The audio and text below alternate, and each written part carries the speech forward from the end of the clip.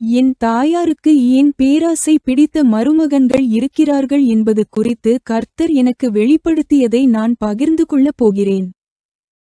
என் தாயாரின் சொத்தின் மீது அதீத ஆசை கொண்ட மருமகன்கள் எங்களுக்கு அமைந்தது ஏன் என்று பலமுறை நான் கடவுளிடம் கேள்வி எழுப்பியிருக்கிறேன்.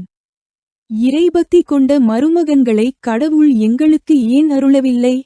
சொத்து தொடர்பான அந்தச் சிக்கலின்போது நான் சில வீடுகளுக்குச் செல்லும் வாய்ப்பை பெற்றேன். அப்போது சில மருமகன்கள் தங்கள் மாமனார் மாமியார்களை எப்படி நடத்தினார்கள் என்பதை நேரில் கவனித்தேன்.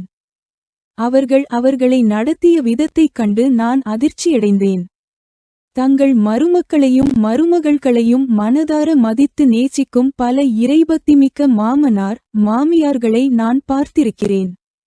அதேபோல தங்கள் மாமனார் மாமியாரை அன்புடன் கவனித்து மதிக்கும் மருமக்களையும் மருமகள்களையும் நான் கண்டிருக்கிறேன். இத்தகைய அழகான உறவுகளை நான் அதிகம் காணும்போது நம் சொந்த குடும்பத்தில் அத்தகைய அன்பும் மரியாதையும் ஒற்றுமையும் இல்லையே என்று எனக்கு வருத்தமாக இருக்கிறது.